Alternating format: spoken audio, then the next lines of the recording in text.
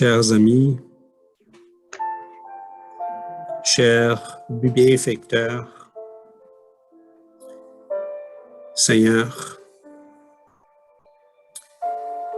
nous prions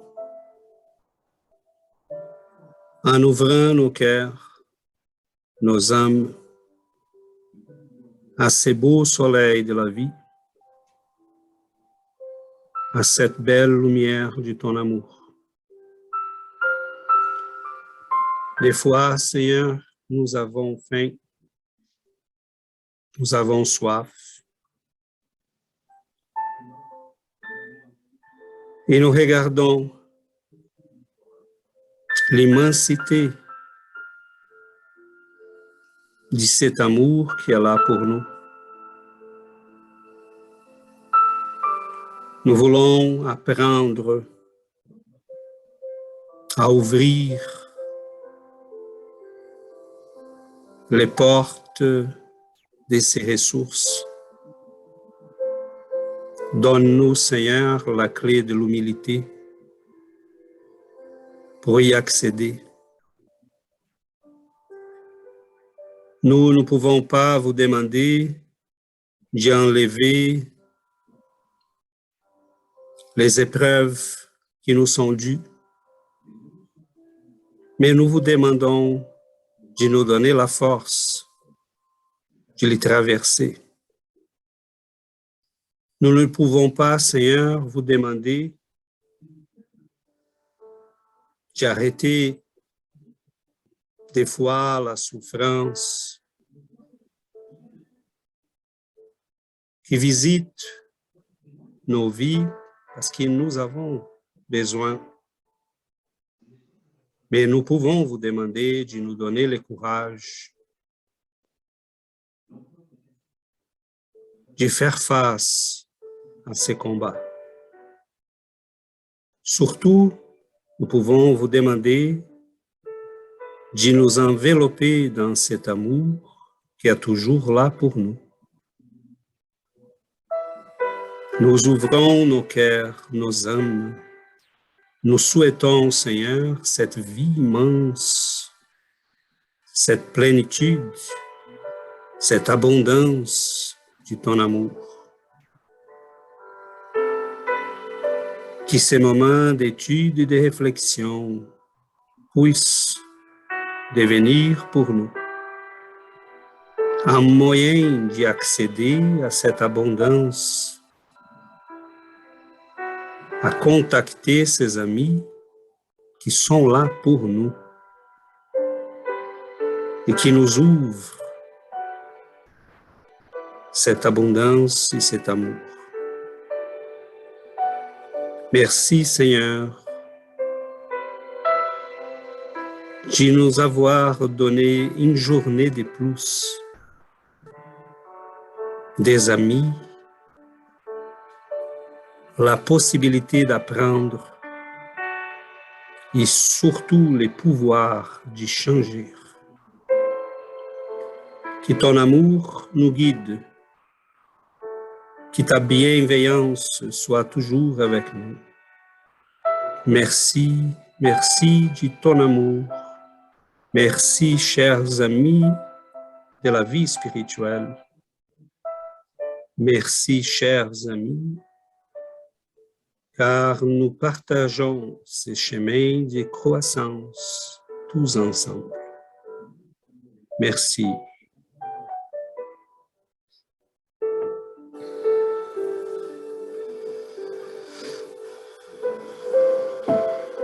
Bon. Nous sommes prêts à commencer. Le texte est un peu long, donc j'ai divisé le texte en 4 parties. Donc, je vais avoir besoin de volontaires. Est-ce que Laurence pourrait commencer cette première partie, Laurence? Indica Marc. Oui, bien sûr. C'est marrant, j'étais sûre que tu allais me demander. J'ai indiqué ici, la deuxième personne va commencer à partir de la marqueur jaune, OK? D'accord. Alors, parfait. Merci, Laurence. Alors, thème les médiums.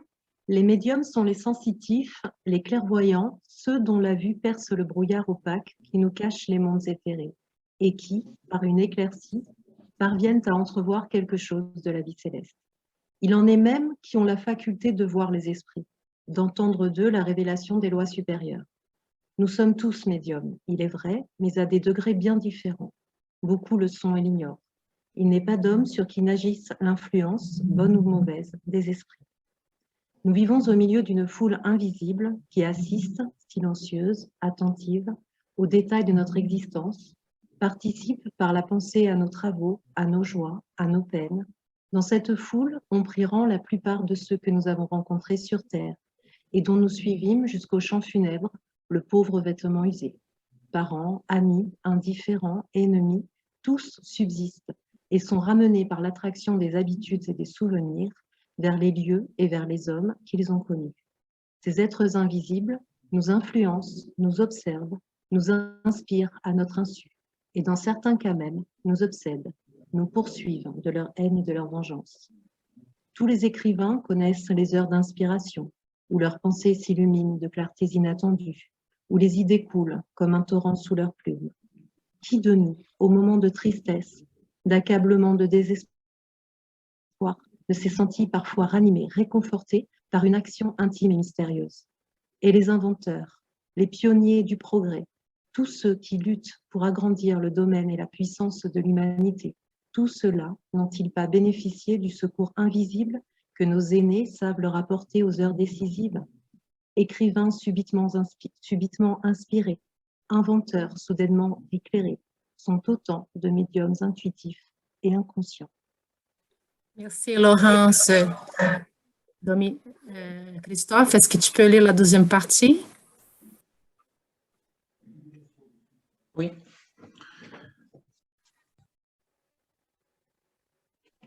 Donc, chez d'autres, la faculté de communiquer avec les esprits revêt une forme plus nette, plus accentuée. Les uns sentent leurs mains entraînées par une force étrangère et couvrent le papier de conseils, d'avis, d'enseignements variés. Les autres, riches en fluide vital, voient les tables s'agiter sous leurs doigts et obtiennent, au moyen de coups frappés par ces meubles, des communications plus lentes, mais plus précises et plus propres à convaincre les incrédules. Certains, plongés par l'influence des esprits dans le sommeil magnétique, abandonnent la direction de leurs organes à ces hôtes invisibles, qui en usent pour converser avec les incarnés comme au temps de leur vie corporelle.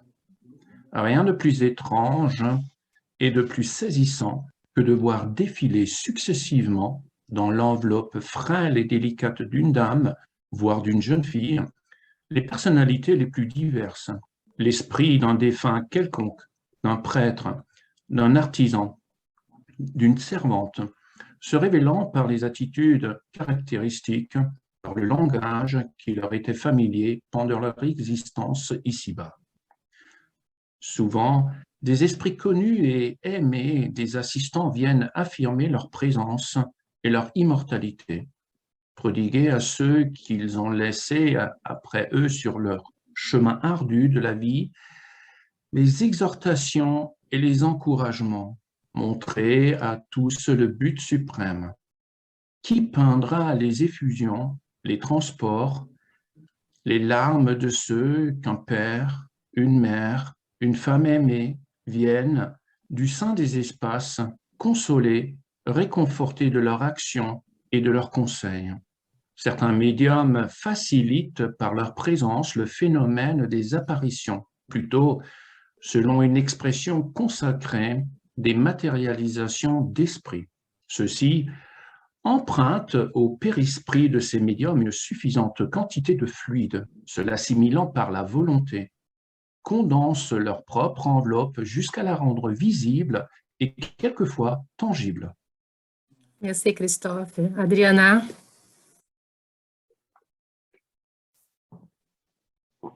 Oui. Quelques médiums servent aussi d'intermédiaires aux esprits pour transmettre aux malades et aux infirmes des effluves magnétiques qui soulagent et parfois guérissent ces malheureux. C'est là une des formes les plus belles et les plus utiles de la médiumnité. Beaucoup de sensations inexpliquées proviennent de l'action occulte des esprits. Par exemple, les pressentiments qui nous avertissent d'un malheur, de la perte d'un être aimé, sont causés par les courants fluidiques que les désincarnés projettent vers ceux qui leur sont chers. L'organisme ressent ces effluves, mais rarement la pensée de l'homme cherche à les analyser. Il y a pourtant, dans l'étude et dans la pratique des facultés médianiques, une source d'enseignement élevé. Cependant, on verrait à tort en elle des privilèges ou des faveurs. Chacun de nous, nous l'avons dit, porte en lui les rudiments d'une médiumnité qu'on peut développer en l'exerçant. La volonté, en cela comme en tant de choses, joue un rôle considérable. Les aptitudes de certains médiums célèbres s'expliquent par la nature particulièrement souple de leur organisme fluidique, qui se prête admirablement à l'action des esprits. Presque tous les grands missionnaires, les réformateurs, les fondateurs de religions étaient de puissants médiums, en communion constante avec les invisibles, dont ils recevaient les inspirations fécondes. Leur vie entière est un témoignage de l'existence du monde des esprits et de ses rapports avec l'humanité terrestre. Merci, Adriana. Par ces faits, cependant, s'y révèle la grande loi de solidarité qui unit l'humanité terrestre aux humanités de l'espace. Délivrés des liens de la chair, les esprits supérieurs peuvent soulever les rideaux épais qui leur cachaient les grandes vérités. Les lois éternelles leur apparaissaient dégagées des ombres dont les sophismes et les misérables intérêts personnels les enveloppent ici-bas. Animés d'un ardent désir de coopérer encore au mouvement ascensionnel des êtres, ils redescendent vers nous et s'y mettent en rapport avec ceux des humains que leur constitution sensitive et nerveuse rend apte à remplir les rôles des médiums. Par leurs enseignements et leurs salutaires avis, ils travaillent, à l'aide de ces intermédiaires, au progrès moral des sociétés terrestres. Il convient de remarquer toutefois que, d'une façon générale, les médiums ne comprennent pas assez de nos jours la nécessité d'une vie pure et exemplaire pour entrer en rapport avec les autres personnalités de l'espace. Dans l'Antiquité, les sujets, des femmes de préférence, étaient choisis dès l'enfance, élevés avec soin dans les temples et les enceintes sacrées, loin de tout contact impur, entourés de tout ce qui pouvait développer en eux l'essence du beau. Telles étaient les Vestables romaines, les Sibylles grecques, les druidesses de l'île des Saints. C'est par leur intermédiaire que l'on consultait les dieux ou esprits supérieurs, et les réponses étaient presque toujours précises. Jeanne d'Arc fut aussi un médium de cet ordre, recevant directement les inspirations célestes. Aujourd'hui, ces conditions de pureté et d'élévation des pensées sont plus difficiles à réaliser. Beaucoup de médiums subissent des influences matérielles, grossières même, se sont portés à utiliser leurs facultés dans un but vulgaire. De là, le caractère inférieur de certaines manifestations, le manque de protection efficace, l'intervention des esprits arriérés. Léon Denis, après la mort, chapitre 22. Excellent, merci beaucoup, merci à tous et toutes. Nous avons un texte de Léon Denis, du livre de ces très beaux et je trouve génial ce livre-là. Mais il est très vaste comme il nous donne là plusieurs portes d'entrée les perspectives là dont on peut regarder un texte comme celui-ci, c'est assez étendu, disons comme ça. Et je dirais tout un par un, pour ne pas me prolonger trop, on a là la question de la médiumnité en soi, c'est quoi, à quoi ça sert, pourquoi nous avons cette faculté-là, pourquoi quelques-uns en ont plus développé que d'autres. Donc, il y a là plusieurs questions. La faculté en soi, je pense qu'il y a là une réflexion qu'on peut faire. Après ça, les conditions pour l'utilisation de cette faculté. On n'a pas vraiment de choix parce que ça fait partie des capacités humaines. On peut l'avoir plus développée, on peut commencer à la développer aujourd'hui. On a des rudiments, nous tous, et des fois plus que des rudiments. On fait des rêves qui sont nettement des rêves spirituels. On a des visions, on peut écouter. Chacun de nous a ses propres expériences par rapport à la médiumnité. Mais c'est un fait. On ne peut pas changer un fait. En fait, on doit traiter les faits, mais on ne peut pas passer à côté. En fait, c'est un fait. Et la médiumnité, ça nous suit depuis les débuts là, de l'humanité. Elle est un phénomène présent. On va aller voir partout, si on lit la Bible, mettons, si on lit les Grecs, si on lit en Égypte, était quelque chose, nous croyons que nous sommes là à la fine pointe des connaissances, mais les Égyptiens nous dépassent, ils nous dépassaient largement. Ils avaient des connaissances là, du magnétisme, de la médiumnité, qui sont ils étaient vraiment très développés. Ils ont passé ça aux Grecs. Les Grecs ont répandu ça un peu dans tout le monde qu'ils influençaient à cette époque-là. Les Romains l'ont pris. Mais c'est certain que la médiumnité a subi au cours des années avec la chute des écoles de médiumnité qui Léon Denis en parle. Il y a deux petits problèmes là. Ces écoles d'initiation, elles étaient réservées à quelques-uns. Donc, la médiumnité était utilisée comme un moyen de contrôle, très souvent, sur la population ignorante. Elle était due à quelques-uns, qui étaient vraiment des gens très bien préparés, mais qui étaient des privilégiés, comme si on décidait aujourd'hui d'apprendre les mathématiques seulement à une partie de l'humanité et pas à tout le monde. La médecine seulement à quelques-uns qu'on va choisir parmi d'autres. C'est sûr que je peux décider moi-même si je vais développer la mathématique ou pas, si ça m'intéresse ou pas, mais si je n'ai pas accès, je ne peux pas décider ça.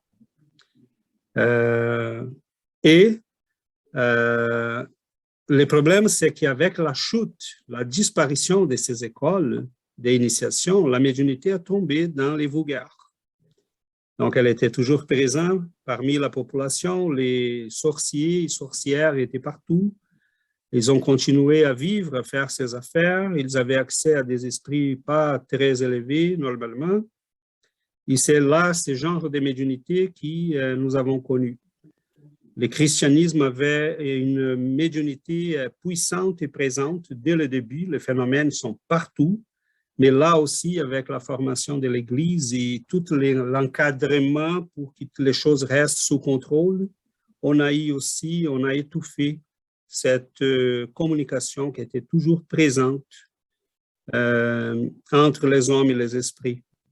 Les phénomènes qu'on lit dans les évangiles sont dans les actes des apôtres, mettons, des manifestations épouvantables, en pleine foule, les apôtres en train de parler, chacun dans une langue différente, et la population, une langue qu'ils ne parlaient pas d'ailleurs, et que la population était capable de suivre et de comprendre.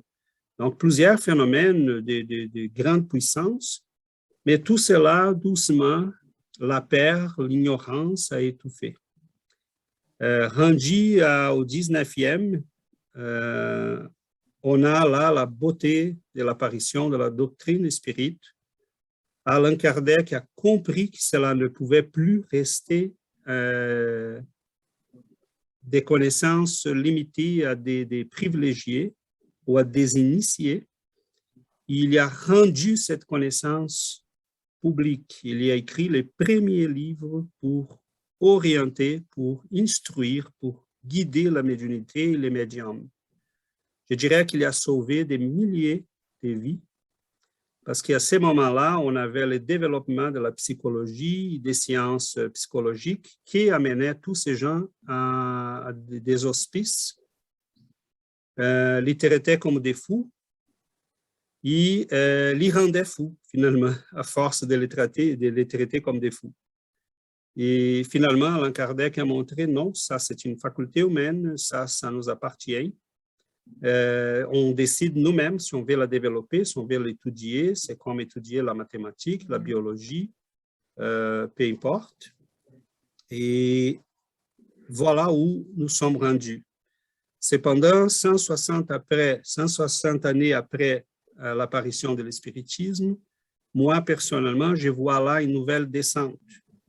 L'humanité ignore ses connaissances.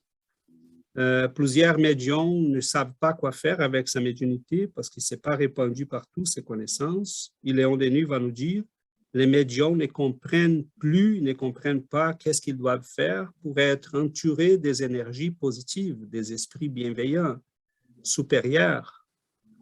Et c'est là que la doctrine spirite va nous dire quoi faire, comment faire. Mais là, j'arrête parce que pourquoi nous sommes médiums? Pourquoi quelques-uns en sont plus que d'autres? Pourquoi quelques-uns en ont des facultés qui sont complètement désorganisées? Comment les organiser? Comment travailler tout ça? Comment rendre cette faculté utile à nous et aux autres? Tout cela est impliqué dans ces textes. Et bon, je n'ai pas la prétention d'y aller plus loin que ça. Je vous lance la balle pour qu'on puisse enrichir la discussion. Mais ça donne quand même un aperçu de l'ampleur du sujet qui est très riche et très sérieux, surtout si nous avons cette faculté et surtout si elle n'est pas réglée encore favorablement à nous et à notre futur. Donc, allons-y, je vous lance, je vous ouvre la parole. Dominique? Oui, c'est incroyable. C'est une forme de médiumnité que tu viens de m'envoyer parce que je voulais prendre la parole et je voulais laisser d'abord mes chers amis. Je l'ai senti. C'est vrai. Alors, justement, c'est très bien, César. Merci beaucoup de me donner la parole. Et ben, je voudrais partager avec vous. Je ne me souviens plus l'année, si c'était en 2016 ou 2017. J'étais parti à Vigimont, c'est un château qui est loué par le LMSF, c'est le mouvement spirit francophone qui englobe la Belgique, le Luxembourg et le Canada. Et alors, il y a eu un conférencier brésilien, un docteur qui est venu et qui a ouvert sa conférence par ce titre-là. Faut-il développer la médiumnité ou l'homme de bien? Et c'est une réponse que j'ai eue à tant de questions que je me suis posées là-dessus. Et donc, il a développé cette conférence avec magnificence. Il a donné une réponse à la question que tu poses encore aujourd'hui, si bien, César. C'est que, à mes yeux, c'est une réflexion personnelle, que nous sommes encore très impurs. Et je ne me sens pas prêt à développer la médiumnité parce que j'ai une espèce, pas comme Chana dit, une peur, mais une petite anxiété et justement une responsabilité qui est liée à l'apprentissage du spiritisme, qu'on ne doit pas développer la médiumnité si nous sommes impurs. Donc voilà le partage que j'ai fait avec vous. J'ai encore pris ma décision après plusieurs interrogation Dois-je le faire maintenant? Je préfère encore développer l'homme de bien. Donc voilà, merci beaucoup César. C'est Dominique, et je voulais, si vous me permettez, réagir rapidement pour ne pas perdre l'occasion. C'est certain que développer la médiumnité, c'est-à-dire étudier la faculté. Oui, Christophe, pas de problème. Merci. On peut faire là des études sérieuses et dire non, je vais chercher quelqu'un sérieux qui puisse m'aider et qui puisse me guider dans ces chemins. Cependant, je n'utiliserai pas les mots impurs, je dirais on est en perfectionnement, en fait. La médiumnité, des fois, on n'a pas de choix parce qu'on peut choisir de travailler pour la développer, mais des fois, on n'a pas de choix, elle est là. Donc, ce n'est pas un choix.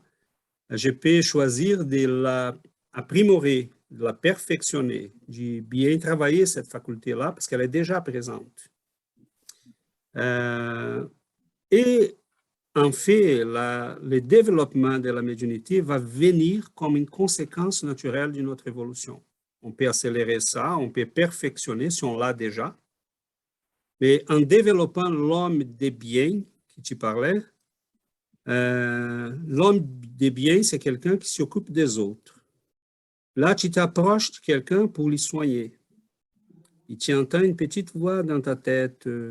Non, c'est pas là, elle n'a pas vraiment mal à la tête, c'est son pied qui est un problème, mais qui se reflète dans sa tête. Et tu dis, OK, qu'elle me dit ça, mais peu importe, je suis là pour aider. Donc, quand on développe l'homme des biens, on va écouter les esprits bienveillants. Donc, en fait, pourquoi ces médecins-là disaient ça? Parce que quand on développe l'homme des biens qui est là et qui est en nous, la médiumnité va suivre les énergies bienveillantes qu'on est en train d'accumuler autour de nous. Donc, si on a la médiumnité, si on veut la développer, ou si elle est là déjà et elle est troublante pour nous, peu importe, l'homme des biens, c'est ça qu'on doit développer, parce que c'est ce que Léon Denis dit là à la fin. Que les médiums puissent s'entourer des énergies supérieures, parce que cela va les guider. Mais si je n'ai pas la médiumnité, mais si je m'enveloppe dans ces énergies-là, ça sont autour de moi, je peux me guider moi-même, je peux guider les autres. Sauf que le médium, il va faire ça d'une manière plus, des fois,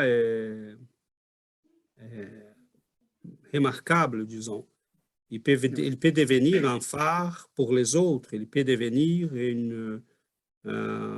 quelqu'un qui va aider, qui va soutenir les autres dans les chemins, sur les chemins, des fois de la souffrance, des épreuves. Donc, c'est un ensemble. Des fois, on ne choisit pas. La médiumnité est là. On l'a déclenchée déjà dans notre passé. Mettons combien de nous étaient dans l'Église et nous avons appris à prier, à méditer, à entrer en contact avec les esprits sans le savoir. Combien d'entre nous étaient dans la sorcellerie? Et on a déclenché ces énergies-là. Elles sont là, mais sont tout mêlées. Donc, on renaît, ces énergies-là vont se pointer, elles vont se présenter. Je suis capable de voir les esprits, mais ce sont des esprits troublants qui se présentent avec des formes épouvantables. Mais c'est tout simplement parce que c'est là que j'ai commencé, c'est là que j'étais habitué à vivre cette expérience. Qu'est-ce que Léon Denis nous dit? Bon, développe l'amour, développe la charité. La médiumnité va suivre ces chemins. Parce que la médiumnité, c'est une forme de manifester ces énergies. Et si je canalise les énergies bienveillantes, la médiumnité va les suivre. Donc, je voyais des esprits monstrueux, mais là, je commence à voir des anges, des êtres chers, des gens de ma famille qui m'aiment, qui sont là à côté de moi, mais qui, malheureusement, je ne suis pas en contact parce que ma vibration est connectée à ces esprits-là. Donc, voilà, bon, je me prolonge, mais tes mots sont très riches de réflexion. Mais je dirais, pensons pas ne pas développer parce qu'on est impur. On va être impur pour... Cet homme des biens-là, on voit que tu es déjà, la médiumnité va suivre. Tant que tu commences à aimer, à faire la charité, quand tu rentres là pour aider quelqu'un, les esprits vont dire « Non, non, va par ici, que ça va être préférable. Va pas par là. » Et sans s'y rendre compte, ta médiumnité est en train de se développer, mais de la plus belle forme. Et c'est en développant l'amour en premier. Donc, on passe la parole à d'autres amis. Sébastien, Yuri? Moi, ça me fait penser, quand tu parles que dans le passé, ça, c'était pour quelques initiés, puis pour quelques-uns. Moi, je pense que ça, c'est un peu resté dans la culture, puis on pense que les gens qui sont médiums ou que même les phénomènes de fantômes, c'est juste dans quelques maisons hantées, puis c'est quelque chose de très, très rare. Puis ça, c'est dû à l'ignorance. Quand on commence à étudier puis à apprendre le spiritisme, on se rend compte que les esprits sont partout.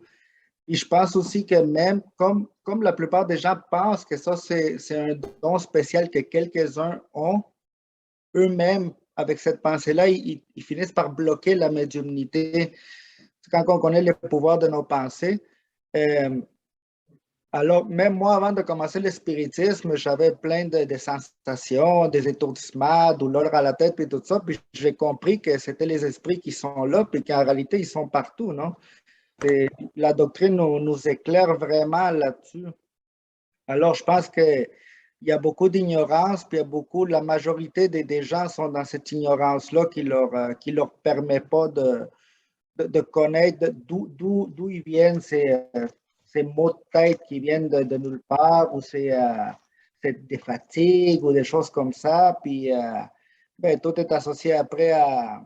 On va voir le médecin qui me donne une pilule pour ça et pour ça, mais qui en fait, c'est dû à la présence des esprits autour de nous continuellement, là. Comme on sait, on est tous médiums à certains degrés, mais moi, avant le spiritisme, je pensais que c'était juste pour quelques-uns, là, que c'était pas... alors, oui, je trouve que la doctrine elle nous éclaire sur ce point-là de façon incroyable. Merci, Sébastien. Exactement ça. On passe la parole. Sinon, je peux réagir aussi. Bon, oui, Fabio. Oui, voilà. Moi, j'ai découvert un peu ma médiumnité. En fait, si je compte pour vous, j'ai participé d'un foire, d'un centre de foyer qui parlait des choses mystiques. Il y avait une madame qui m'a vendu un livre pour comment on écrit, comment on fait l'écriture. Ah, ela m'a donné, ela m'a appelé, fait un message, parfait, j'ai lu le livre et je dis, bon, je vais essayer. On va voir qu'est-ce que ça donne. J'ai jamais eu peur des esprits comme ça, je ne sais pas pourquoi, mais et ça fonctionnait, je ne sais pas. J'étais toujours intuitive, ça c'est une chose que depuis petit que j'écoute.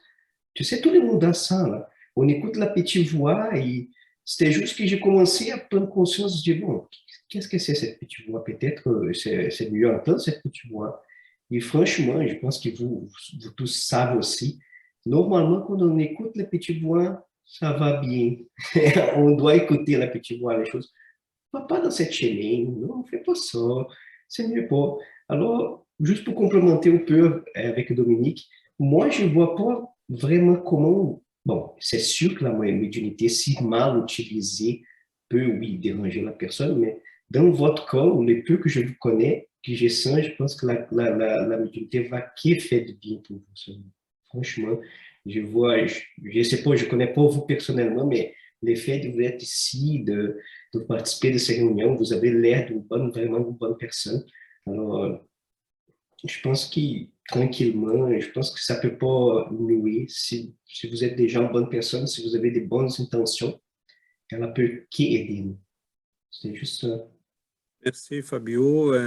C'est certain que la médiumnité, pour quelques-uns de nous, elle est déjà là, OK? Des fois, plusieurs d'entre nous vont venir à la quête de réponses parce que la médiumnité va nous forcer à ça. On commence à les vivre vivement, disons comme ça. On va se pointer là, n'importe où, n'importe comment. Et des fois, ça va être on va vivre une situation troublante parce qu'on n'a pas les connaissances nécessaires, on s'y croit fou. Et là, on cherche, on va en quête des réponses. Et ce que je pense qui est le plus important, c'est que ce qu'Allan Kardec nous a montré, c'est que la médiumnité n'est pas pour des gens, des initiés, n'est pas pour les vulgaires non plus.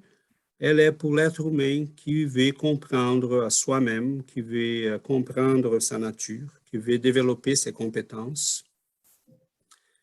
Et les études spirites nous montrent comment le faire. Il n'y a rien de mystérieux, mais il y a des sacrés. On est en face de quelque chose qu'on doit faire bien attention.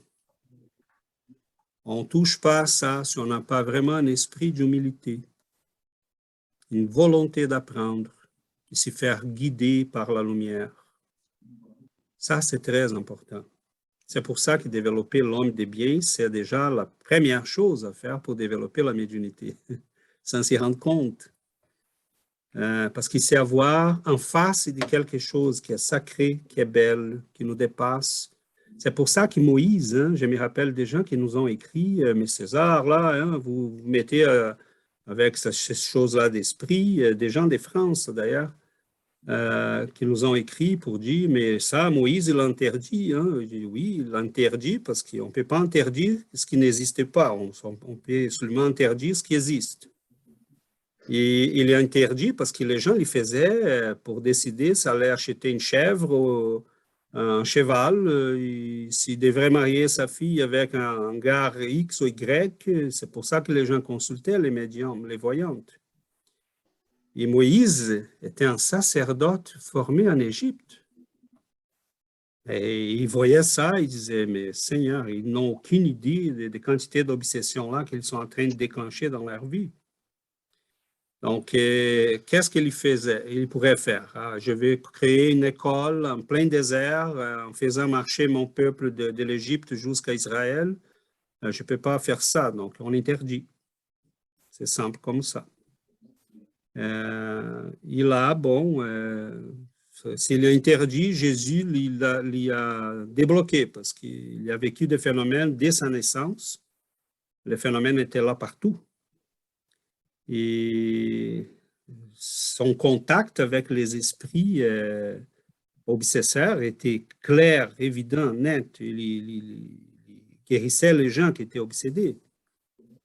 Il faisait vraiment, ce sont des phénomènes que c'est partout. Et il est entré en contact avec les puissances spirituelles. Moïse lui vient rendre visite, et d'autres grands qui vont se présenter. Donc, la médiumnité était là partout. L'étude, savoir quoi faire, c'est une science, c'est une connaissance humaine, c'est tout simplement ça. On a accès, si on est sérieux, si on décide d'étudier ça, si on cherche, on va trouver des gens qui vont nous aider. Et là, on peut guider notre faculté, on peut orienter notre médiumnité, on peut la rendre la chose la plus belle au monde. C'est quoi un médium? Mettons, moi je regarde une personne et je vois le corps. Le médium regarde la personne, il voit, supposons qu'il y a quelqu'un qui a une vision des rayons rouges. Il est capable de détecter la fièvre. Je vais donner un exemple un peu bizarre. Mais là, je regarde la personne, je vois encore. Le médium regarde, il voit là des zones fébriles dans la personne. Il dit, oh, tu es peut-être malade, là, tu dois chercher un médecin.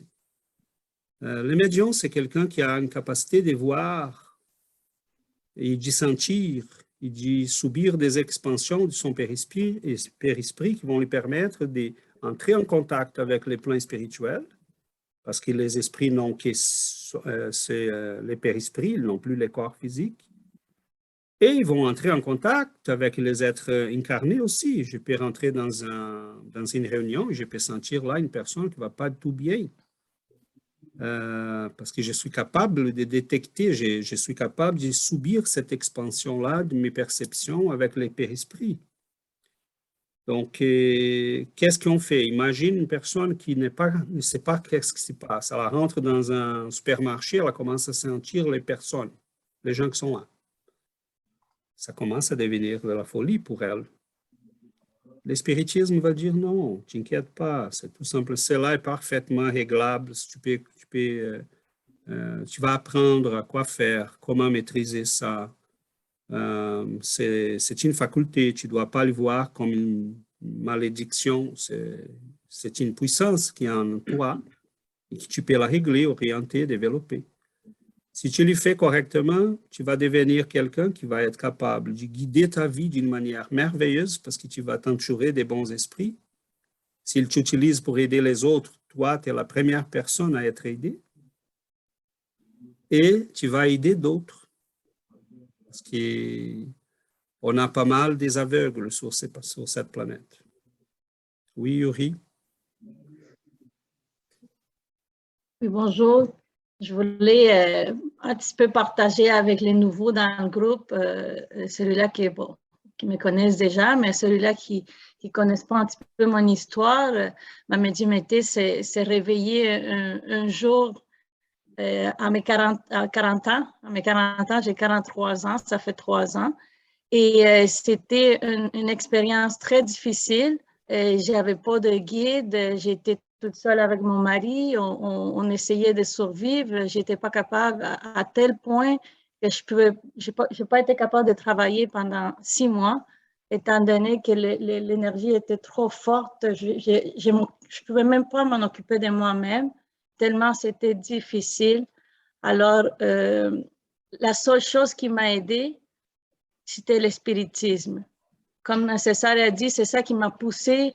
Ces malheurs que je disais en ce moment, d'une certaine façon, cet fardeau, il m'a poussé à aller chercher plus, à étudier. Et c'est ça qui m'a permis de survivre, ne pas me rendre dans un hôpital psychiatrique. Et en ce moment, ces souffrances-là, ils étaient transformées en beaucoup plus que ça, en amour, en aide, à ces besoins de changer, puis de me transformer. Puis comme le texte dit, c'est lié à ces esprits plus supérieurs et c'est grâce aux études, grâce à, pas seulement les études qu'on a avec César, mais aussi l'étude personnelle que je faisais. La connaissance fait une grande différence. Et c'est le spiritisme qui a amené pour moi toutes les réponses, toutes et chacune d'elles. C'est grâce à ça que je suis souriante aujourd'hui, puis que je peux récupérer ma famille, mon travail, m'occuper de mes enfants et tout ça. Alors, et voilà, juste les gens qui possiblement ça développe ou que vous croyez que tout le monde est là. Donc, restez aux études, faites l'effort. Bon. Une autre chose que je voulais partager aussi, étant donné que nous avons tous cette faculté qui est en nous, nous n'avons pas besoin d'être des médiums développés comme certains. Nous avons tous cette capacité-là, puis ça me faisait penser à la capacité du médium guérissant, c'est-à-dire qu'on est tous dans cette fluide universelle dans lequel on peut puiser toute cette énergie-là pour donner aux autres. Il suffit de la volonté, il suffit le bien vouloir, la bonté de guérir les autres, qu'on va être capable. On n'a pas besoin de suivre un cours, on a juste nos intentions, puis on est capable de faire ça. Donc, voilà. Merci, Yuri. J'allais, à un moment donné, si tu me permets, j'ai réussi ici, demande à Yuri de parler de son expérience. Et j'ai pensé, non, je ne peux pas faire ça, je vais l'exposer. Donc, à l'air qu'ils ont trouvé le chemin vers toi. Oui, c'est OK, vas-y. Non, mais pour moi, c'est ça, tout ce que toi, tu me connais, je veux dire, vous autres, vous me connaissez, vous savez tout ce que j'ai souffert, tout ce que j'ai vu encore, parce que je continue encore dans ce processus-là avec des frères et sœurs qui sont moins on va dire, moins d'évolution, moins, pas inférieure, mais je veux dire, je continue à avoir un lien, puis que ça me fait souffrir, puis que ça me fait avoir mal, des difficultés. Alors, tout ce que tu peux prendre mon exemple, tu peux le partager, c'est ça, sans aucun problème. Je sais qu'il va y avoir quelqu'un que ça va l'aider comme ça m'aidait à moi. Donc, que mon exemple soit un exemple que les autres puissent voir qu'on peut s'en sortir. C'est Il y a merveilleux. des solutions, exactement. Merci énormément. Parce que l'objectif, c'est exactement ça, que les gens qui sont là et qui vont nous écouter plus tard, peut-être, on ne sait jamais comment la vie va trouver les chemins pour arriver aux gens, mais elle trouve toujours un chemin. C'est ça, Yuri a passé là des journées médianisées des fois, sans être capable de s'en sortir. Et au début, on s'en parlait, je disais, non, calme-toi, ça va aller, calme-toi. C'est l'étude, la prière et l'exercice surveillé, hein, avec des gens qui vont t'aider. Et doucement, une chose que Yuri a dit, que je trouve que c'est très, très important, c'est l'étude. Et pas seulement ces études ici. Ces études ici sont des moments, des partages qu'on va affirmer certaines choses, comprendre d'autres. Mais elle a commencé à lire comme vraiment une folle. Elle et Sébastien sont tout le temps en train d'étudier, d'écouter des conférences, de lire. Et ça, c'est merveilleux parce que là, c'est pas César, c'est pas X, Y, c'est la personne qui devient doucement autonome. Et une chose remarquable que je conseille, là j'utilise l'exemple du riz, mais on a d'autres amis aussi qui sont dans ces chemins, c'est l'humilité. Je suis là pour apprendre, honnêtement. Montre-moi le chemin. Et on dit à cette personne, tu me feras confiance jusqu'où ton cœur te dit de me faire confiance. Mais fais en premier confiance à la doctrine. C'est pour ça qu'étudier, c'est important. Il faut fuir les gens qui nous disent « fais-moi confiance ». Non, non, non. Fais pas confiance à César ou à qui que ce soit. Fais confiance à la doctrine. Et si on étudie, nous, on va être capable de guider nos chemins tout seuls. Doucement, toujours, on a besoin des autres, des plus expérimentés, expérients. Mais l'étude, c'est ça. C'est rendre la personne autonome. Oui, Anaëlle. Je voulais remercier Yuri. Je suis désolée, je suis en train de pleurer. Oh. Je voulais remercier Yuri pour son témoignage. Je suis vraiment désolée. Ça me fait beaucoup. Enfin, je vous remercie tous pour tous vos témoignages, mais celui de Yuri m'a vraiment beaucoup touchée. Et enfin, sans rentrer dans les détails, je suis dans ma vie, j'ai jamais vraiment eu le sentiment d'être heureuse et je suis toujours dans le pathos, toujours avoir le verre à moitié vide et aussi je suis en proie à des terribles migraines. Et en fait, je me retrouve face à un désert médical où tout le monde me dit, enfin, on m'a cherché, on m'a fait des scans, des IRM, on m'a fait des prises de sang et à chaque fois, on me dit, enfin, j'ai été abandonnée même par la médecine où on m'a dit, bah non, c'était dans la tête, enfin, c'est un problème psychologique. Et aussi, j'ai vu des psychiatres, des psys qui, quand on essaye de parler un peu de spiritualité, on vous catégorise comme un fou et on vous donne des médicaments. Ça aussi, on en a parlé et merci beaucoup en tout cas Yuri pour votre témoignage parce que c'est vrai que c'est un vrai message d'espoir pour moi en tout cas. Voilà, je sais pas si mon intervention était bonne ou mauvaise, je m'excuse si c'est intéressant ce que j'ai dit, mais voilà, je voulais juste vous remercier. Merci Anaëlle et merci. Et c'est ça. Christophe? Merci à tout le monde, merci Anaëlle aussi. J'ose prendre la parole parce que tu disais, ben voilà, je suis même abandonné de la médecine et ainsi de suite. Donc, bon, le thème est la médiumnité et je me suis dit, est-ce que je raconte ou pas? Voilà. Donc, ce que je raconte n'arrive pas que à moi. Mais je pense que tout le monde a raison et puis donc, César a raison aussi lorsqu'il dit c'est super important d'étudier et d'apprendre à connaître. Et en ce qui concerne la médecine, eh bien, il y a 15 ans en arrière environ, notre fils a subi un choc émotionnel psychologique assez grave. Et en fait, ce qu'il a ramassé, c'était la névrodermitis. Donc, pour ceux qui ne connaissent pas, c'est en fait le corps qui pèle. Donc ça, tu pèles. Il descendait les escaliers et au niveau du pantalon, au niveau des jambes, on a remarqué où il a posé le pied, tellement la peau, elle a pelé. Et puis donc, névrodermitis, névro ou neurodermitis. Donc, tout son corps pelait. Soit il était rouge, vif, soit il pelait. Donc, il ne pouvait pas tourner la tête parce que c'était en fait un peu comme un reptile. Tout était très, très, très, très sec.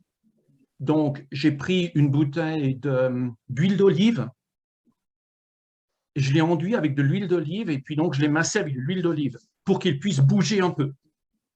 Donc, tellement il était atteint. Donc, le thème est la médiumnité. Et aussi, en ce qui concerne la médecine, je ne suis pas contre la médecine, hein, mais voilà. Donc, on était super désespérés parce que la médecine, en fin de compte, elle lui a prescrit de la cortisone. On a remarqué que lorsqu'il a pris la cortisone, ça avait tendance à s'atténuer très rapidement. Le problème, c'est que 2-3 jours après, c'était 2 ou 3 fois pire. Donc, en fait, les choses empireraient au travers de cela. Donc, voilà, médiumnité. On était désespérés, ma femme et moi, on était désespérés, on ne savait pas quoi faire. On allait même dans d'autres pays avec notre fils pour voir ce qu'ils en disent. Et puis, dans les hôpitaux, en fait, on les enveloppe dans des linges. On leur met de la pommade et on les enveloppe. Donc là, ils se sentent bien parce qu'ils peuvent bouger. Mais dès qu'on enlève le linge, dès que ça sèche, c'est pareil. Voilà. Donc, médiumnité. Donc, on était désespérés. Et ma femme et moi, en fait, eh bien, on a prié. Et moi, je sais qu'il y a un lien. Je sais qu'on n'est pas seul.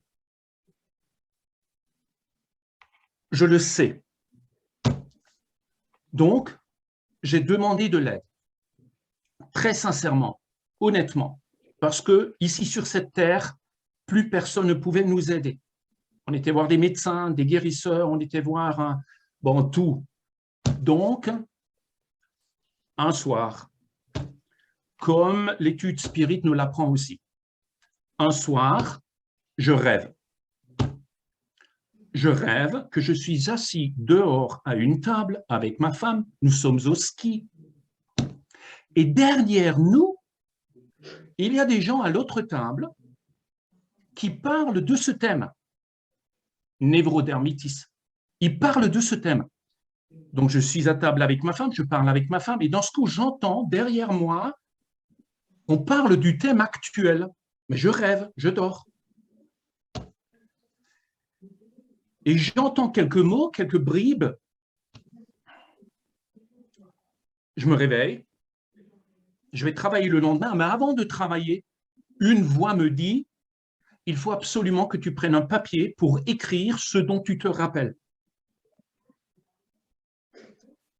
Je me suis rappelé de 3 mots, pas plus, juste de 3 mots. Et j'ai dû partir au travail, on m'attendait. Donc j'ai passé toute la journée là-bas, bien sûr. Et puis donc j'avais mes 3 mots, en fait, sur le papier.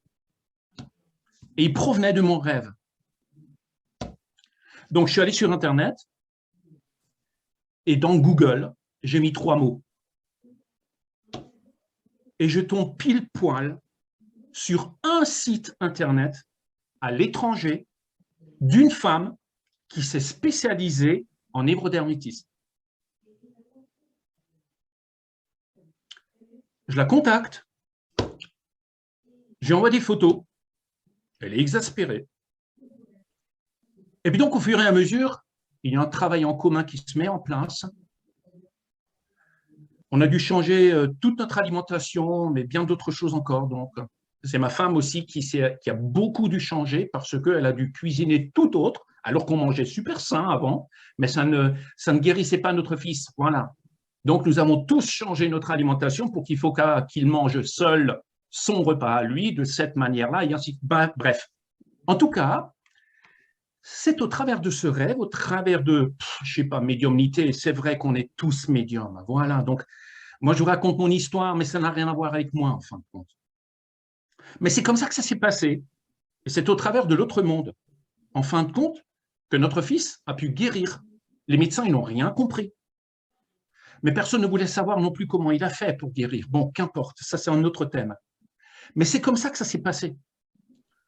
Donc voilà, Anaël, c'est vrai, nous sommes tous médiums. Fais juste confiance, honnêtement. Fais confiance. Et si jamais tu as des questions, là je me propose personnellement, parce que j'ai un autre passé encore, tu pourras toujours me contacter. Voilà, si je peux t'aider, je le ferai avec plaisir. Mais là, le thème, c'est médium. Donc c'est comme ça que ça s'est passé. Voilà, 3 mots, je les mets dans Google, et j'arrive sur un seul site, juste un seul. Et c'est cette personne. Donc voilà, mon fils, il va très bien. Là, aujourd'hui, il a 30 ans et plus 15 ans. Mais voilà, c'est comme ça que ça s'est passé. Donc voilà, merci pour le partage. Merci d'avoir écouté. Merci Christophe. Et en fait, il y a tout à voir avec toi. Tu as été le médium, en fait, qui a reçu les messages pour aller au bout de ces chemins-là et régler les problèmes. Donc, c'est ce qu'on appelle la médiumnité onirique. C'est ce qui se produit en rêve, qui n'a rien de rêve. Des fois, les esprits vont bâtir un scénario. Tu es à l'esquí, donc là, c'est là que tu te sens confortable, que tu es détendu, et quelqu'un parle en arrière de toi. Donc, il compose même un scénario pour que tu puisses garder les 3 mots qu'ils veulent te glisser. Exactement. Voyez le travail qu'ils en ont pour qu'ils puissent nous... Exactement. Et quand je suis en séance avec les personnes, eh bien, là, encore une fois, c'est super vrai. Ce qu'enseigne donc l'étude spirit, la doctrine spirit, c'est super vrai. Parce que quand je suis en séance avec d'autres personnes, mais que ma tête n'est pas vide, quand je suis pris par des travers quelconques, même que pour moi, ça ne prend pas le dessus sur la séance. Mais quand ta tête, elle est vide, automatiquement, comme Yuri a fait avant, eh bien, on me parle aussi. Donc voilà. Donc là aussi, c'est vrai. Il faut une vie toujours plus saine sous toutes les formes, en fin de compte, pour vraiment être le plus ouvert et le plus canal possible. Enfin, c'est mon expérience à moi, mais bon, moi, je ne suis pas spécialiste, mais c'est ce que je dirais. Je remarque simplement que quand je me laisse prendre pour une quelconque raison par un tracas ou un petit souci, alors que je prie toujours avant les séances, sinon je n'entre pas en séance. Donc, mais quand ma tête n'est pas totalement vide, mais pas seulement pour les séances, dans ma journée, dans la nuit, continuellement, quand je ne m'exerce pas, quand j'entre en contact ou quand ce contact-là, eh bien, n'est pas la priorité de la vie. Voilà. Il faut qu'il devienne vraiment la priorité de la vie. Il faut vraiment être propre, sous toute forme, vraiment sous toute forme. Enfin, ça, c'est mon expérience. Voilà, sous toute forme, il faut être super propre. Mais on est quand même humain, quoi. Donc, voilà. Mais c'est quand même ça. Donc, c'est super vrai aussi ce qu'elle dit, la doctrine. Il faut faire des efforts. Et c'est là aussi que automatiquement on peut aussi capter des êtres plus élevés aussi, qui souvent, la plupart du temps, m'aident énormément dans mes séances. Je ne pourrais pas le faire, moi. Je ne pourrais rien faire, moi. Moi, je ne peux rien faire, en fait. Moi, je suis nul. Voilà. Donc, ça provient de là. Il y a dans ce que Christophe parle là une multitude de choses, OK? La première chose qu'on va faire la distinction, Christophe est thérapeute. Donc là, Christophe, il prend ce qu'il veut ici. Et comme il est dans un domaine qu'il peut appliquer ça directement, il va le faire. C'est son choix, c'est sa décision.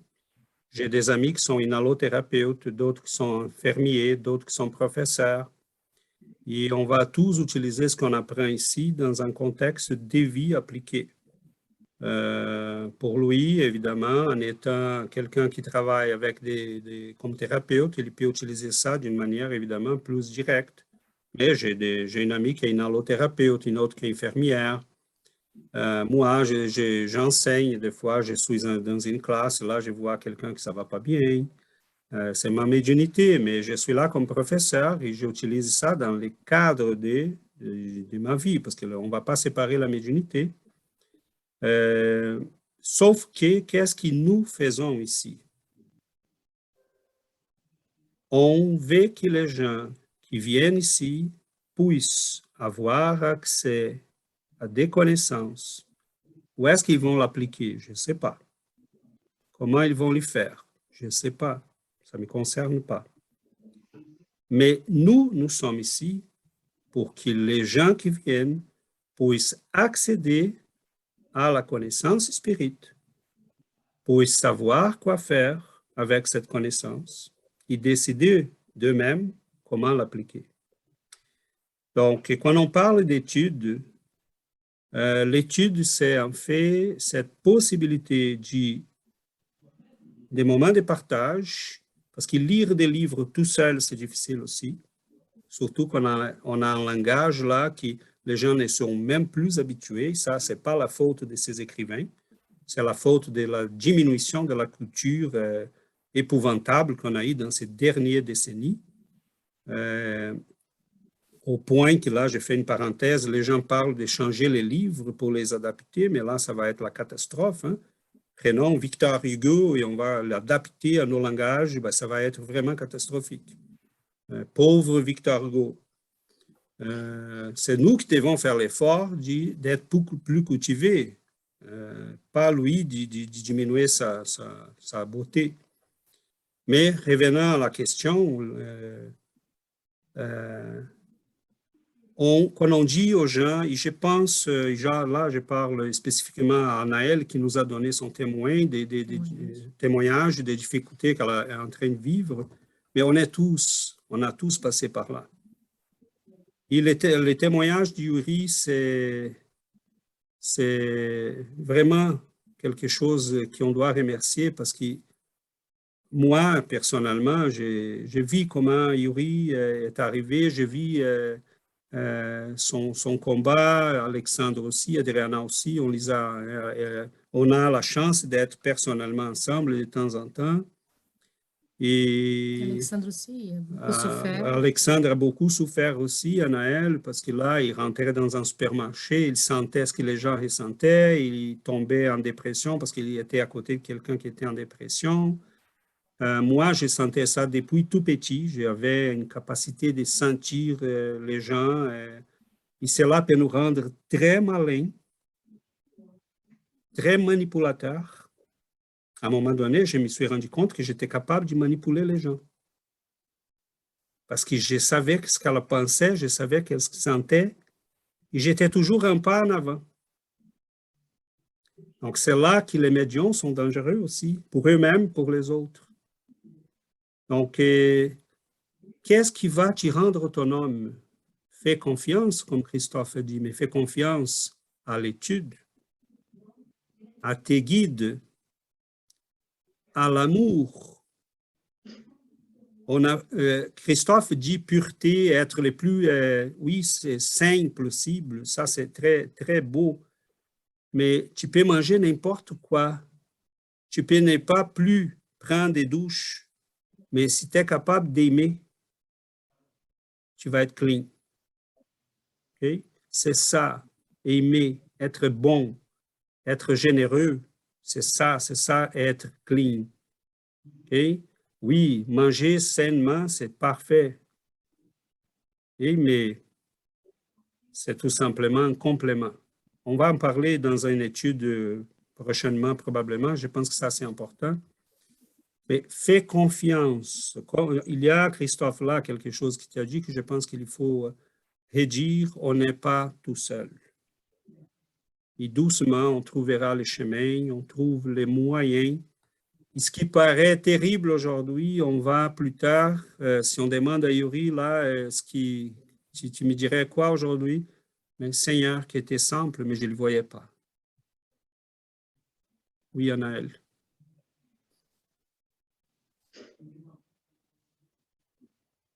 Pardon, j'ai du mal avec Ouais. les boutons. Oui, bah, je comprends tout à fait les témoignages des personnes qui disent qu'elles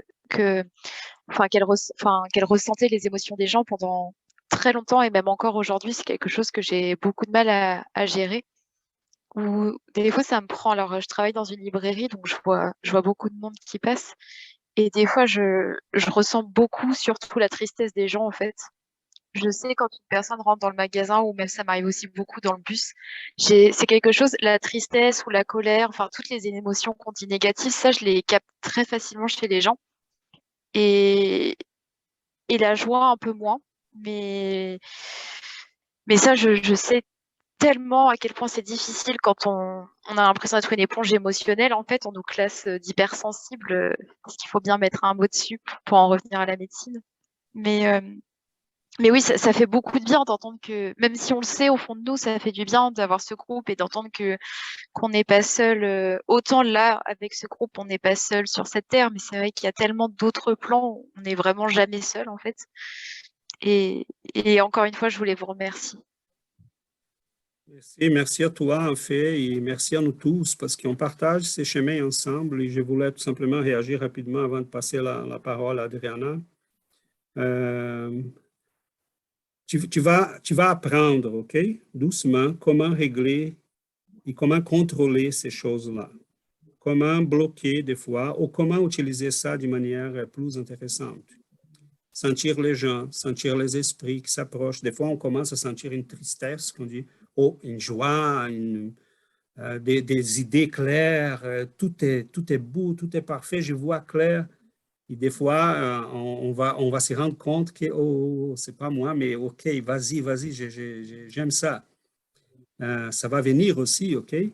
Mais tu vas apprendre à travailler tout ça. C'est pour ça qu'on est là. Et pour que tu puisses déjà utiliser ta médiumnité, tu sens la tristesse, demande-toi, qu'est-ce qui se passe? OK, quel livre pourrait aider cette personne? Tu as déjà lu telle chose ou tel auteur? Parce que la personne peut sortir de là avec un livre qui va changer sa vie. Donc, tu sens ça, c'est pas pour rien. C'est pas pour porter un fardeau. Tu peux être la ressource, la source de joie et de vie pour plusieurs. Et tout en étant, c'est là que je disais, tu ne vas rien charger pour ça. C'est tout simplement ton travail. Comme je disais tantôt, on est tous dans un travail. Comment on va utiliser les connaissances spirites? On n'est pas tous thérapeutes. Mais je peux être un enseignant. Je peux être à la bibliothèque, à la librairie. Et j'ai dit, et c'est là m'est arrivé, hein. J'ai dit rentrer dans un endroit et là, la personne dit, tu as déjà lu tel livre. Aujourd'hui, je me demande peut-être qu'elle était guidée pour me donner ça. Donc, déjà, tu peux commencer à vivre ta médiumnité d'une manière à t'y rendre utile. Et qu'est-ce qui va arriver, Anaël? Au moment que tu dis ça, ton bienfaiteur à toi s'approche. Oups! Là, Anaël a compris.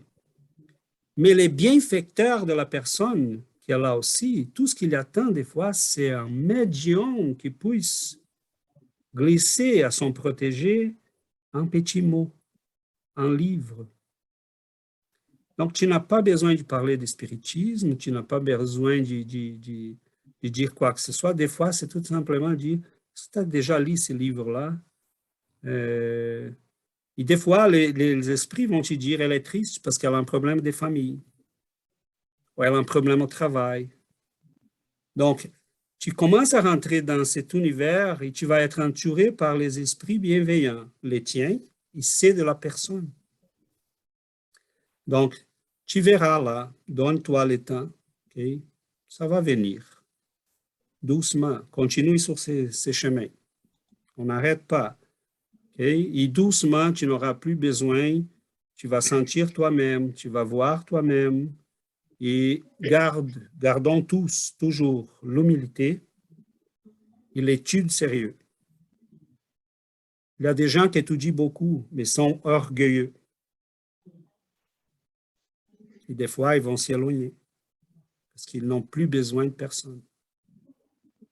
Humilité, on a besoin. Je vais dire en français, on a besoin les uns des autres. Et en québécois, c'est besoin. Hein? Mais on a besoin les uns des autres. Et on a surtout besoin des esprits bienveillants et d'étudier sérieusement. Mais la clé est l'humilité. Ce n'est pas l'humilité farfelue, ce n'est pas l'humilité de faire semblant, c'est la vraie humilité, celle de dire « Je suis ouvert à apprendre, je suis ouvert à grandir, guide-moi, montre-moi le chemin, et je ferai le parcours. » Donc, c'est cette humilité-là dont on parle. Et peu importe où on est, peu importe notre profession, peu importe ce qu'on fait, ils vont nous guider. Okay? Doucement, ils nous guident. Adriana, Chana, Christophe voulait aussi réagir. Ah. Non, je voulais dire que oui, Alexandre, il a une histoire aussi difficile, mais quand on voit que la personne qui est à côté de nous, elle souffre, toute la famille autour souffre aussi. Donc là, c'est un problème pour tous. Ce n'est pas seulement pour les médiums. Donc, l'important, c'est que toute la famille s'engage ensemble pour aider les médiums. Donc, nous, ben, moi, oui, je suis médium, on est tous médiums, pas comme lui. Donc là, moi aussi, excusez. Jésus qui t'appelle.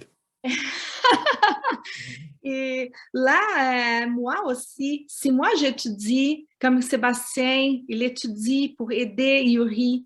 Par exemple, Laurence, elle a amené Anaël pour étudier avec nous. Donc, c'est tout un support que c'est important pour les médiums. Par exemple, on a beaucoup de souffrances aujourd'hui, hein. La vraie pandémie, ce n'est pas la COVID, ce sont les dépressions, les troubles psychologiques. Hein? Donc là, pourquoi? C'est beaucoup de médiums qui n'ont pas encore rendu compte que ça arrive avec eux. Donc, c'est pour ça qu'on doit vraiment aider, comme César a dit, hein, on a besoin des uns des autres, les uns des autres. Et qu'est-ce que je voudrais dire que accepter la médiumnité, c'est la beauté de la vie. J'ai passé ma vie dans un état de déni et quand je vis dans un moment donné, j'étais vraiment malade. Ma peau était malade, mon cerveau. J'avais des psychoses parfois. Et quand j'ai accepté ça, parce que je pensais, je suis pas digne de ce pouvoir, que ce n'est pas un pouvoir, c'est une chose accomplie. Donc, quand j'ai accepté, j'avais perdu deux choses, n'être pas digne et aussi la responsabilité que ça apporte. Ça apporte les changements, ça apporte être mieux, aimer les gens. Donc, j'avais peur. Et ça, c'est la pire chose que j'ai fait, c'est rester dans cet état de déni. Il y a une chose, il y a un chemin qui vient ensemble. Quand tu acceptes la médiumnité, tu commences à travailler pour les biens de le prochain, de l'autre personne. Ça aussi vient, l'homme de bien, vient ensemble. Ça va s'équilibrer. Et aujourd'hui, je suis capable d'aller quelques places. Je sens comme si j'ai un bouclier autour de moi. Je suis capable de contrôler, ne souffrir ensemble, parce que souffrir ensemble, c'est pas aider les gens. Je pensais qu'aider les gens, c'était être solidaire dans la souffrance. C'est pas ça. c'est aider les personnes à sortir de la souffrance. Tu ne vas pas vivre la souffrance ensemble. Tu vas essayer de comprendre, être empathique, mais ce n'est pas vivre. Et aujourd'hui, je suis fort, je peux aller où j'ai besoin, sans sentir tous les sentiments de regarder une personne et elle va se suicider, elle va... Aujourd'hui, grâce à l'étude, à l'effort, je me sens vraiment bien. J'étais prête à aller à l'hôpital, rester dans le côté psychiatrique de l'hôpital. Mais ça a changé quand j'ai dit, j'accepte, je veux ça, je vais changer, je vais faire mon mieux. Ça a tout changé ma vie. C'est l'humilité. Hein? C'est ça que je voudrais dire. Il y a des chemins, il y a de beaux chemins. On est chanceux. Hein? Oui, Shana. Ben, en fait, moi, je voulais juste vraiment vous dire merci. Merci énormément pour tous les témoignages, pour tout ce qui a été partagé ici. Et quand j'ai lu les textes que César avait postés sur les WhatsApp, j'ai dit, oh my God, ça c'est complexe, ça c'est difficile à comprendre.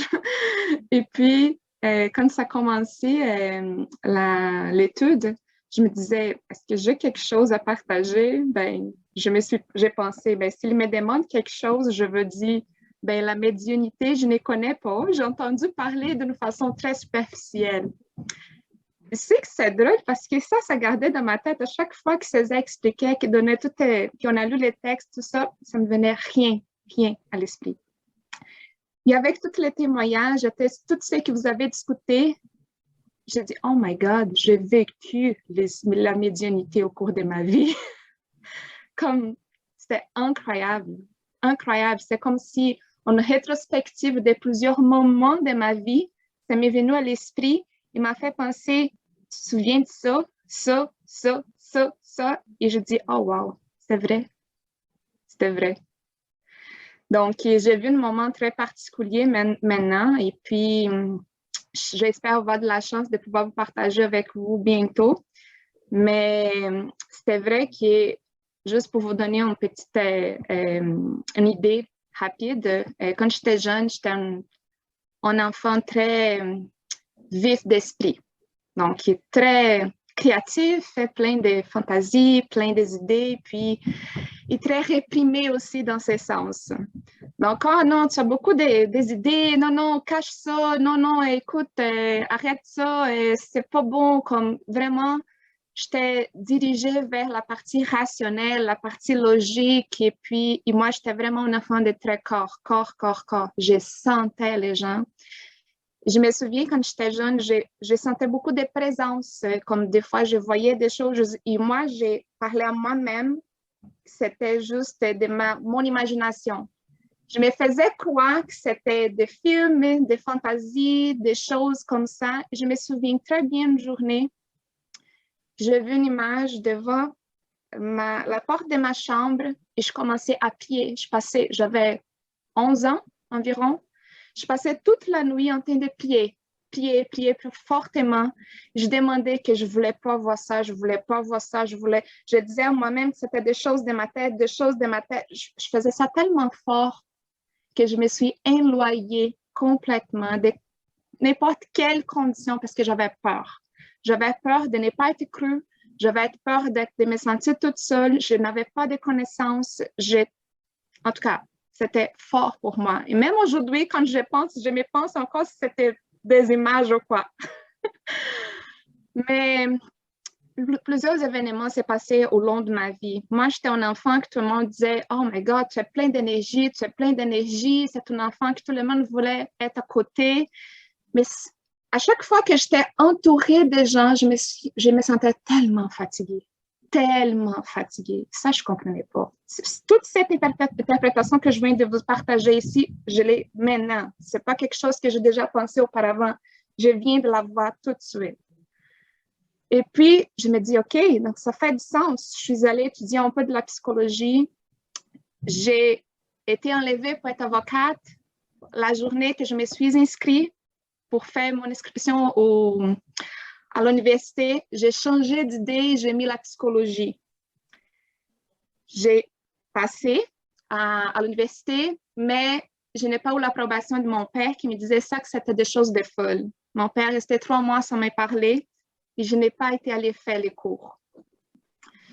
Au cours de toute mon histoire, là, j'étais complètement, je ne savais pas c'était qui moi. Et je voulais être quelqu'un d'autre.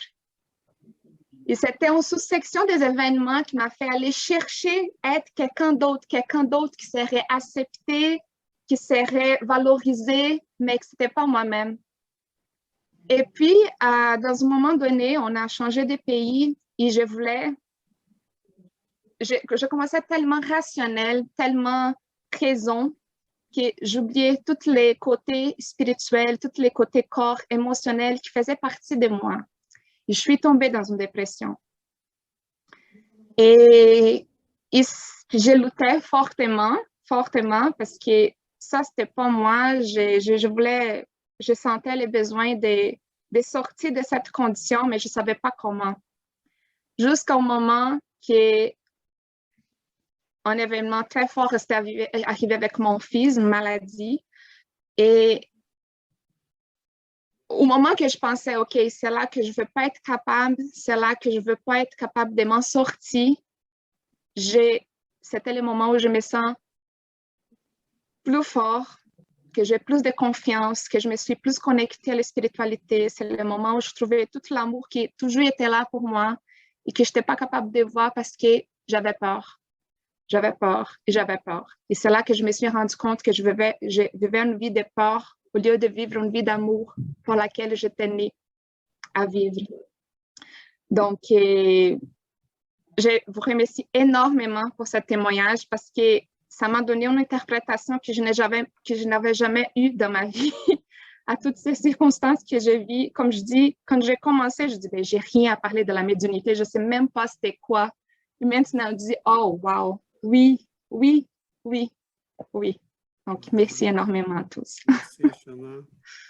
C'est ça, c'est parce qu'on ne connaît pas, en fait. Il y a des choses qui se passent tous les jours dans la vie des gens. On est entouré par des phénomènes, les esprits sont partout. Notre perception est toujours là et des fois, on ne s'y rend pas compte. Et c'est pour ça que je pense que c'est une urgence que ce type de connaissances-là puisse être partagé. Je pense qu'un des rêves les plus grands d'Allan Kardec, il n'a rien jamais demandé. Il a tout simplement dit, voilà, je vous livre ça.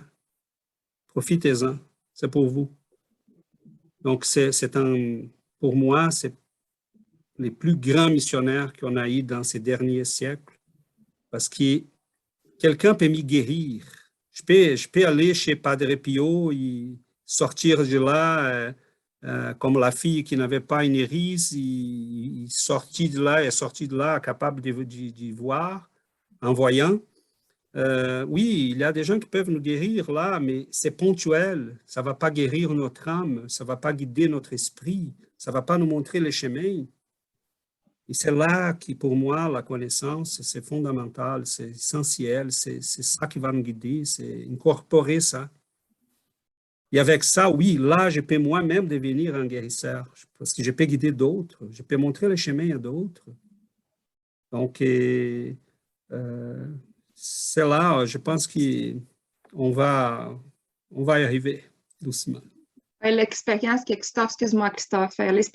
Christophe a parlé de son fils par rapport à l'alimentation, la nutrition, c'est des choses que mon mari il a commencé récemment à chercher des informations par rapport à épigénétique et des informations qui ça nous fait croire, oui, c'est pas la médecine qui a toutes les connaissances, il faut qu'on croit. Et on avait déjà des alimentations et un site d'alimentation saine, mais on change encore justement dans cet objectif. Oui, Christophe. Si tu le permets, donc j'aime pas trop les ambiguïtés, donc il faut que je dise 2 choses. Avant, quand je dis ça, il faut être clean. Donc merci beaucoup déjà pour tout ce que tu as dit aussi, Shana. Voilà. Avant, quand je dis ça, il faut être clean. Là aussi, la doctrine nous apprend ce que tu sèmes, tu le récoltes. c'est dans ce sens que je parle à être clean. Ensuite, en ce qui concerne l'alimentation, mon fils a pu s'aider, se guérir au travers de l'alimentation. Personnellement, je ne pense pas seulement que ce soit ça, mais c'était vraiment un énorme départ. D'accord? Ça nous a vraiment donné une bouffée d'air énorme. Nous avons suivi tout le programme, mais ce n'était pas seulement ça. Voilà. Ensuite, j'ai entendu quand tu disais aussi, César, nous ne sommes pas tous thérapeutes. Je déteste être thérapeute comme on l'entend l'être. Je le déteste. Je déteste ça. Mais quand on prend l'étymologie grecque, serviteur de Dieu, je suis d'accord. Mais c'est la seule condition. Et dans cette condition, nous le sommes tous. Donc, pour une partie de ma vie, j'ai décidé d'expérimenter la servitude que je peux avoir à mon niveau. Et on peut l'augmenter, hein, voilà, en étant soi-disant thérapeute. Mais en premier lieu, je suis serviteur de Dieu le mieux que je puisse l'être. Et ça, nous le sommes tous. Donc, si déjà, nous sommes tous thérapeutes, chacun à son niveau. Voilà. J'aime pas les ambiguïtés. Donc, je voulais juste être très clair en ce qui concerne ça. Voilà, merci à tous. Parfait, Christophe. Et en fait, je dirais que ça nous a pris des mois pour savoir que tu étais thérapeute. Okay? Donc, parce que Christophe est venu, il a commencé à étudier, il a suivi exactement le parcours que je disais tantôt. On peut puiser ici ce qui est nécessaire à chacun de nous. Comment on va le vivre, comment on va l'appliquer, comment on va transposer ça dans notre vie, c'est personnel. Et la source est là. Oui, c'est ça. Et je vais terminer avec ça, mais c'est super important aussi, je crois. J'ai commencé avec une forme de thérapie. Je me suis rendu compte qu'en fin de compte, les gens qui vont mieux, ça n'avait rien à voir avec cette forme de thérapie. C'est au travers de l'étude Spirit aussi, en m'approfondissant dedans, que je me suis rendu compte que c'est autre chose qui aide les gens, et pas la forme de thérapie. Donc, ma plaque, je l'ai enlevée depuis un moment. Parce que je ne peux plus me mettre à disposition avec quelque chose dont je sais que ce n'est pas ça qu'il fait. Donc, j'ai rien d'autre à faire que d'étudier, d'essayer d'évoluer, et automatiquement, entre autres, en ce qui concerne aussi donc l'étude Spirit, je veux que les gens soient autonomes. Donc, je veux comprendre, mais je veux surtout leur faire comprendre. Donc, mes séances, ce sont des apprentissages pour ces gens. Ceux qui ne sont pas ouverts ne viennent pas. Mais ceux qui sont ouverts viennent. Et ça se passe très bien. Voilà. Donc, pour dire, il n'y a que la vérité qui nous libère. Rien d'autre. Et c'est pour ça qu'il faut avancer soi-même. Et c'est pour ça que chacun à son niveau, un thérapeute, s'il veut avancer partout, tout le monde fait du bien pour tout le monde. Il ne faut pas être soi-disant thérapeute. Heureusement d'ailleurs. Voilà. Christophe, tu nous lances là beaucoup de choses, ok? Mais c'est dommage que le temps file trop vite. Je voulais, en fait, c'est précieux tout ce que tu dis. Je crois que tu commences vraiment à vivre la vraie, tu es là un vrai thérapeute. Je pense que tu as compris. En fait, tu pourrais même continuer à travailler comme thérapeute, mais ta plaque là, c'est pas grave parce que tu as compris déjà ce qui est important. Mesmer, les magnétiseurs, ils faisaient des théâtres. Et les gens disaient, mais ça prend tout ça. Il dit, non, c'est pas, je sais que c'est rien, ça n'a rien à voir. La personne a besoin de ça, mais moi, je sais que c'est pas ça. Donc, c'est tout simplement, si on a compris que ce n'est pas la forme de thérapie, mais ce qui est derrière, mais on a tout compris. Là, on est des vrais thérapeutes. Et c'est pour ça que j'ai dit, moi, je ne suis pas thérapeute dans ce sens-là, professionnellement, mais je sais qu'on fait ici un apprentissage pour être tous des thérapeutes, des vrais thérapeutes. Et moi, ton exemple, c'est très parlant, Christophe, parce que À un moment donné, je me suis aperçu que tu faisais un chemin. Il y a eu des moments que tu as reculé. Tu disais non, c'est peut-être pas là. Parce que je pense que tu étais coincé là dans des moments de décision de ta vie. Mais je sais que tu as exactement.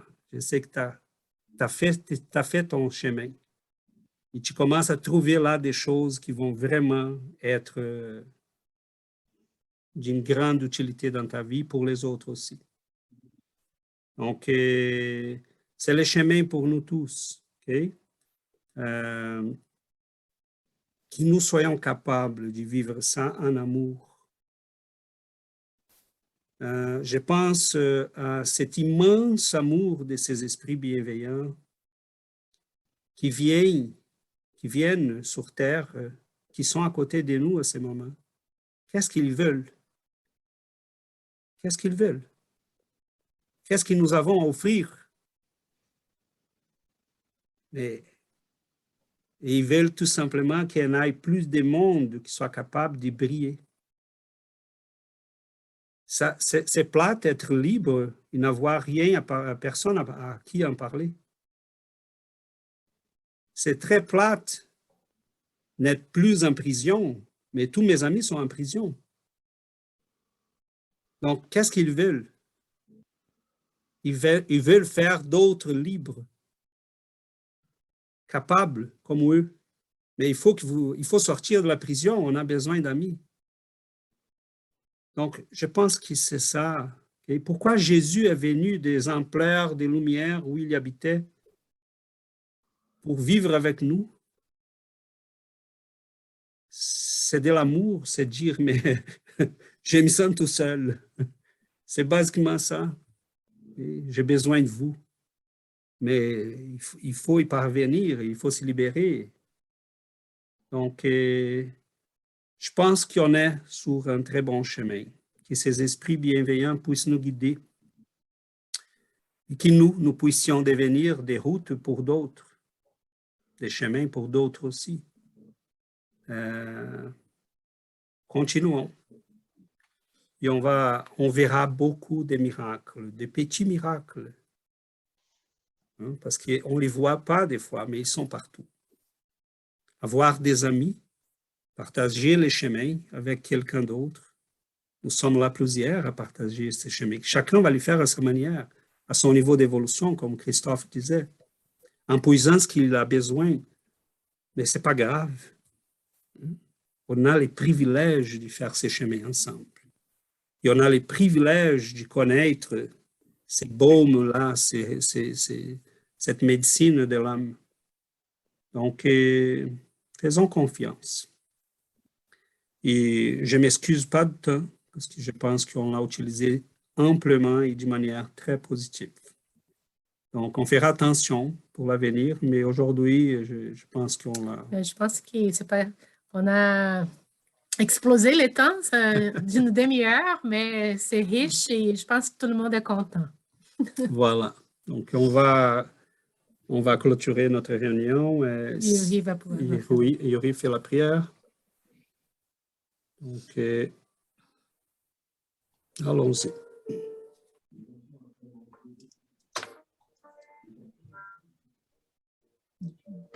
Seigneur Jésus, notre guide, notre maître d'amour. Quelle joie, Seigneur, de savoir que nous pouvons compter sur votre présence et votre amour. Nous vous remercions, Seigneur, pour un autre jour d'apprentissage. Aidez-nous, Seigneur, à comprendre davantage afin que nous puissions mieux vous servir. Pour que nous puissions, Seigneur, transmettre vos enseignements à tous ceux qui croisent notre chemin. Mais surtout, Seigneur, pour que nous puissions être des exemples, que nous puissions être des témoignages vivants de votre grandeur. Merci, Seigneur, pour votre guide. Merci pour votre amour. Grâce à ces amis spirituels, Merci Seigneur pour la doctrine inspirée qui amène tant de changements à nos vies, qui amène tant de clarté, qui nous apporte l'amour. Nous vous demandons, Seigneur, de nous apprendre à utiliser chaque circonstance pour notre croissance, pour le travail, pour le service. Que nous puissions percevoir que le travail du bien est partout. Qu'il y a toujours une occasion de pratiquer le bien, la bonté, la bienveillance, la simplicité et l'humilité que vous nous avez tant enseigné avec votre exemple. Aidez-nous, Seigneur, à comprendre le rôle, notre rôle dans cette vie, dans ce monde, afin de ne pas demander à la vie ce qui ne nous appartient pas, et de comprendre nos facultés et les utiliser pour le service et pour le travail. Aidez-nous à nous rappeler que nous sommes des étudiants, des enfants, que nous avons besoin d'être guidés, d'être aidés et d'être soutenus.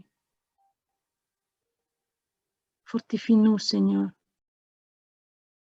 Nous vous remercions encore pour votre amour, votre patience et votre miséricorde.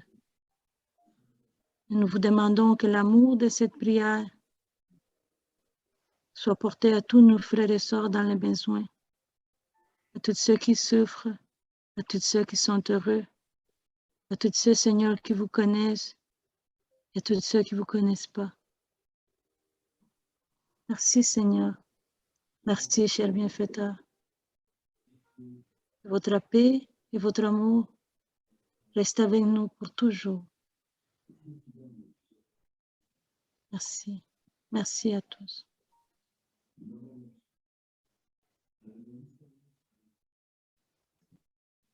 Merci beaucoup à tout le monde. Merci beaucoup. Merci. Très bonne semaine. Merci beaucoup.